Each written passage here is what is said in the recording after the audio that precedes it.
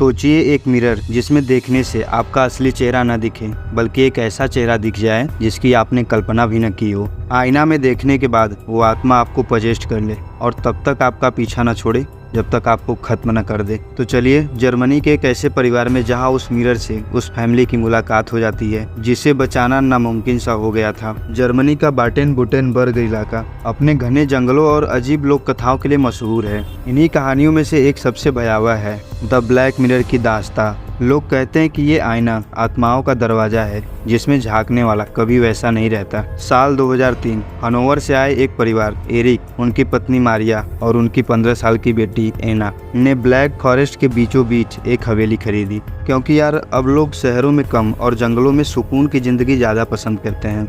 अब उन्हें क्या पता ये सुकून अब सकून में बदल जाएगा। हवेली 19वीं सदी में एक बिजनेसमैन ने बनवाया था, लेकिन कई सालों से खाली थी। गांव वालों का कहना था कि इस हवेली में रहना मौत को न्योता देने जैसा है, लेकिन एरिक जो पेशे से प्रोफेसर था इसे अंधविश्वास मानकर नजरअंदाज कर दिया। पहली ही रात कुछ अजीब घटा। एना ने अपने कमरे में चलते चलते देखा कि खिड़की के पास रखा एक बड़ा आईना अपने आप हिल रहा है। एना ने माँ को बताया, माँ आईने में मैंने किसी और को खड़ा देखा था, वो मैं नहीं थी। मारिया ने समझाया कि शायद नींद का असर है, लेकिन आईने का इतिहास कोई साधारण नहीं था। हवेली के तहखाने में पुराने दस्तावेज रखे थे। उसने पढ़ा कि 1812 में एक रहस्यमय कारीगर हार्निक शुल्टज ने बनवाया था। कहा जाता है उसने काले जादू से आईने में आत्माओं को कैद करने की ताकत भर दी थी, लेकिन उसकी मौत के बाद इस आईने को काला आईना कहा जाने लगा। अगले कुछ दिनों में परिवार के साथ विचित्र घटनाएं होने लगी। एक दिन तो अजीब हुआ। एना ने देखा कि आईने में उसकी परछाई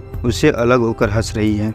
मारिया ने तो रात को फुसफुसाहट सुनी कि आईने में देखो तुम्हें सच्चाई दिखेगी। एरिक ने पाया कि आईने में उसका चेहरा बूढ़ा दिख रहा था, जैसे उसने 60 साल में कदम रख दिया हो। धीरे धीरे ये आईना उनके जीवन का हिस्सा बन गया, लेकिन इसके साथ डर भी बढ़ता गया। एक रात एना बुरी तरह चीख पड़ी। माँ बाप दौड़े तो देखा आईने में सफेद कपड़े में पहनी एक औरत खड़ी थी, और तो और उसकी आंखों से खून बह रहा था और होठ लगातार हिल रहे थे। मुझे आज़ाद करो वरना मैं सबको निगल जाऊंगी। और भाई अचानक से रूम का टेम्परेचर घटकर शून्य पर पहुंच गया।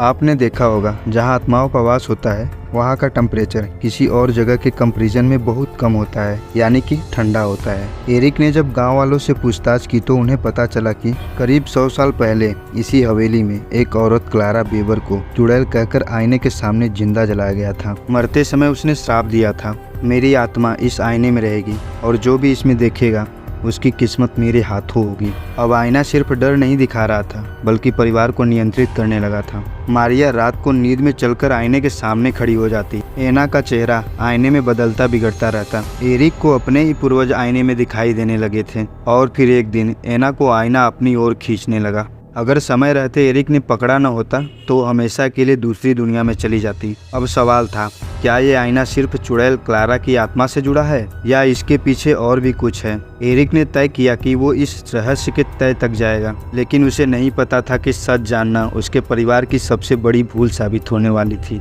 एरिक दिन रात तहखाने में रखे पुराने कागजों और गाँव वाले की कहानियों में सुराग ढूंढने लगा। ने पाया कि आईना महज एक साधारण वस्तु नहीं था, यह एक सोल गेट यानी कि आत्माओं का दरवाजा था। दरवाजे में लिखा था, जो भी इस आईने में बार बार देखेगा उसकी आत्मा धीरे धीरे परछाई में फंस जाएगी। जब आत्मा पूरी तरह कैद हो जाएगी तब शरीर खाली खोल बनकर मर जाएगी। रिक की आंखें खुली की खुली रह गई। उसे याद आया कि एना बार बार आईने में देख चुकी थी। एना अब वैसी नहीं रह गई थी।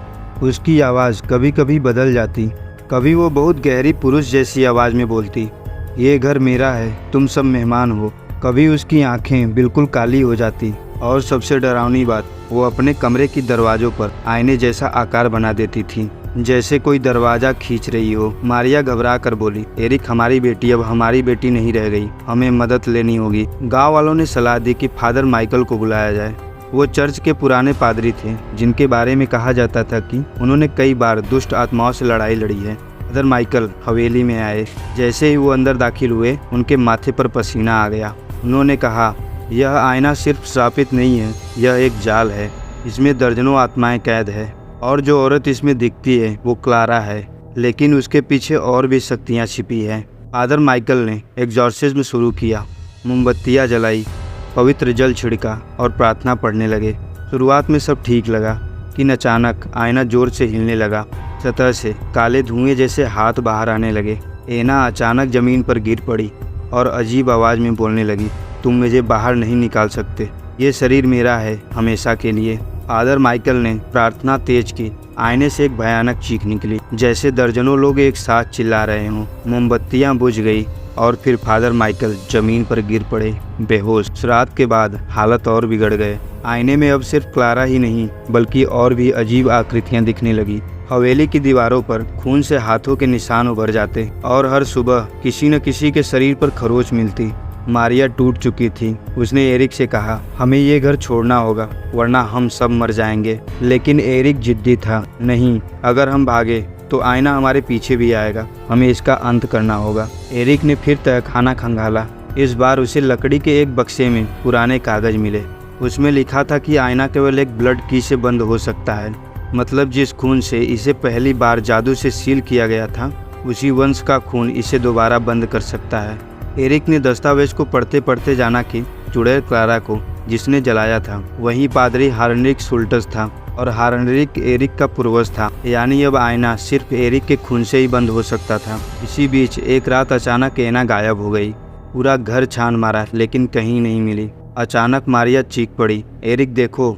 आईने के अंदर एना खड़ी थी, अपनी माँ बाप को मदद के लिए हाथ हिला रही थी, लेकिन उसके पीछे क्लारा की आत्मा उसे खींच रही थी। एना चीख रही थी, माँ मुझे बचाओ, लेकिन आईना धीरे धीरे अंधेरा हो गया और उसकी परछाई गायब हो गई। अब हवेली मौत का खेल बन चुकी थी। मारिया टूट कर रोने लगी। फादर माइकल जो अब होश में आ चुके थे बोले, अब दो ही रास्ते हैं, या तो इस आईने को हमेशा के लिए बंद करो या पूरी दुनिया इसके जाल में फंस जाएगी। एरिक कांपते हुए बोला, मैं अपने खून की कुर्बानी दूंगा, लेकिन मैं अपनी बेटी को बचा कर रहूँगा। लेकिन शायद एना एरिक के किस्मत में नहीं थी और उसे मजबूरन अपने खून की कुर्बानी देनी पड़ी और उस दरवाजे को हमेशा के लिए बंद करना पड़ा।